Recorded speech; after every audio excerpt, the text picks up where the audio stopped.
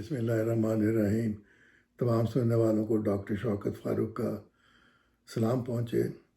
आज बड़े अफसोस के साथ सदफ़ नईम के बारे में प्रोग्राम कर रहे हैं।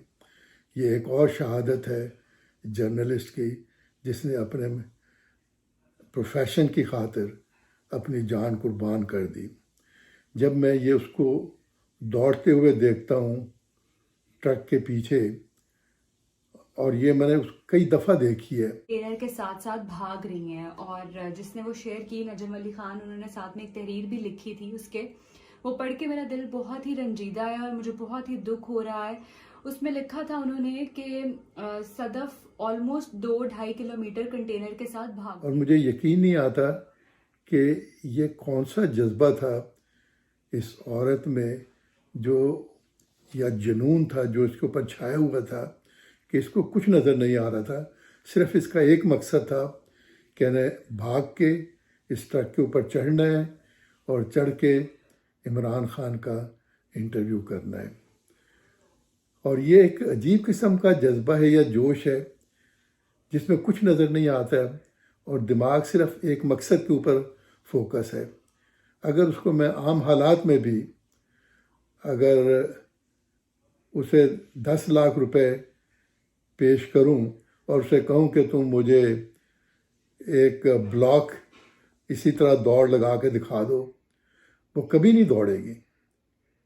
और वो कोई बच्ची नहीं है, कोई लड़की नहीं है, माशाल्लाह एक मैच्योर खातून है, 3 बच्चों की माँ है, उसका खामिंद है, उसका माँ बाप है।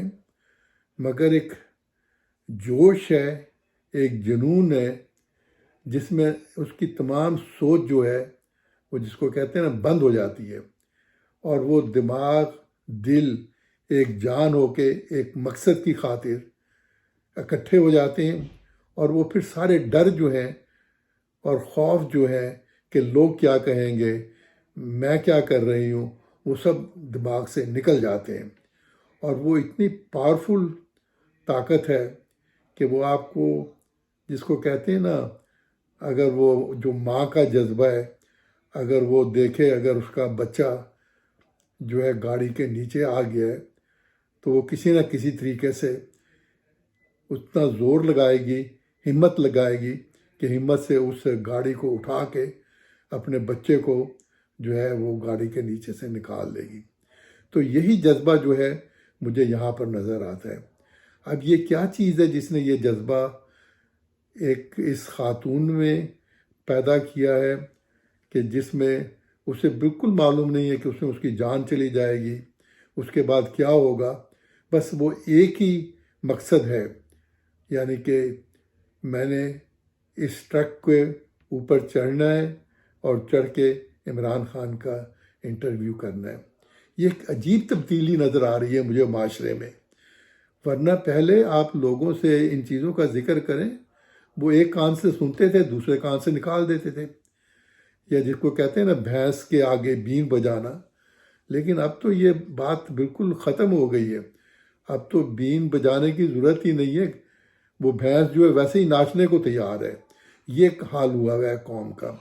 अब ये कौम इस नतीजे पे या इस लेवल पे क्यों कर पहुंची, इसके बेशुमार इसकी रीज़निंग है, वजूहात हैं। और जो मुझे सबसे बड़ी वजह नज़र आती है कि जो 30 से 40 साल में जो हमारे मुल्क में आम लोगों के साथ हुआ है कि वो तमाम जो बेसिक वैल्यूज़ जो हैं वो ख़त्म हो गई हैं, और जिसमें एक जो इंसान जो मिडिल क्लास है या लोअर मिडिल क्लास है वो तबाह बर्बाद होकर रह गई है। उनके लिए रोज़मर्रा का जीना जो है वो हराम हो गया हुआ है।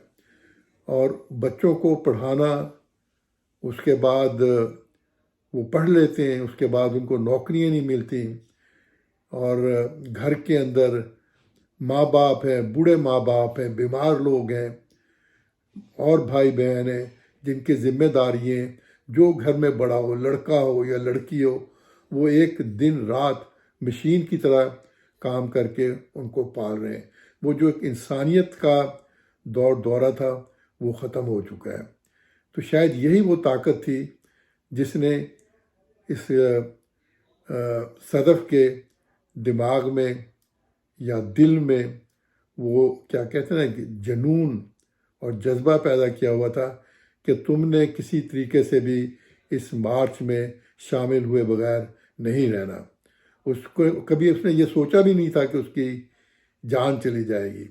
وہ یک جان ہو کے کہتے ہیں نا دل اور دماغ یک جان ہو کے وہ اپنے مشن کی طرف جا رہی تھی.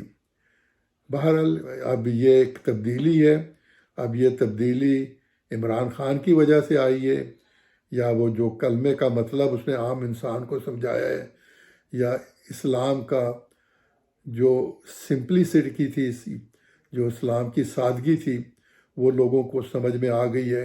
لیکن جو عمل ہے وہ چند سادہ سی چیزیں ہیں کہ تم نے معاشرے میں انصاف قائم کرنا ہے, جھوٹ نہیں بولنا, کسی کا حق نہیں مارنا اور ایمانداری سے زندگی بسر کرنی ہے اور آپ نے سچ کا ساتھ دینا ہے.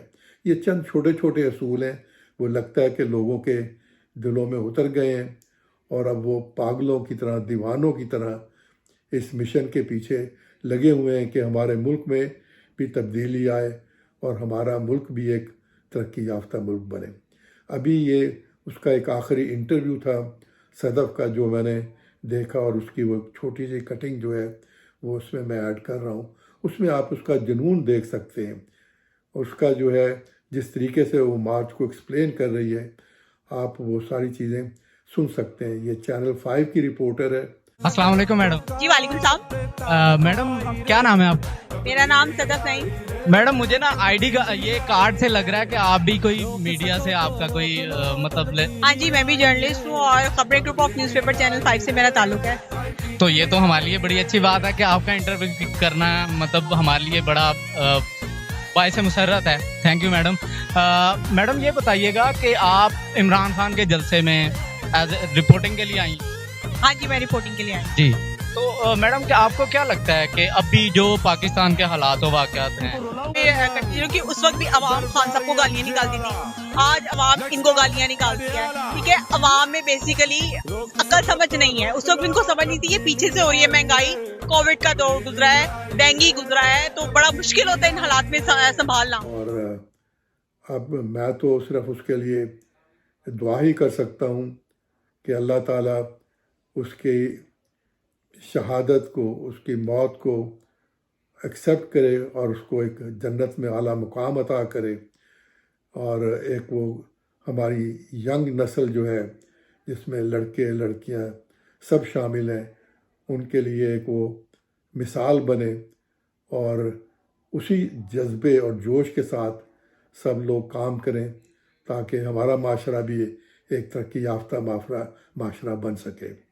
تو یہ اب ملک میں تبدیلیاں آ رہی ہیں لیفٹ اینڈ رائٹ, اور اب بس کچھ وقت کی بات ہے کہ اللہ کرے کہ یہ ملک اپنی صحیح سمت پہ چل پڑے اور ایک ترقی یافتہ ملک بن سکے. تو اسی کے ساتھ میں آپ سے اجازت چاہتا ہوں اور اس کے ماں باپ کے ساتھ, اس کے بچوں کے ساتھ اور اس کی خامند کے ساتھ برابر کا افسوس میں شامل ہوں, اور اللہ ان کو صبر دے, صبر جمیل عطا فرمائے. اور جو بچے ہیں اللہ ان کی پرورش بہتر طریقے سے ہو سکے اور وہ ایک بہتر انسان بن سکیں اور وہ بھی اپنی ماں باپ کے لیے صدقہ جاریہ بن سکیں. اس چینل کو سبسکرائب کرنا مت بھولیے گا. اسی کے ساتھ مجھے اجازت دیجیے.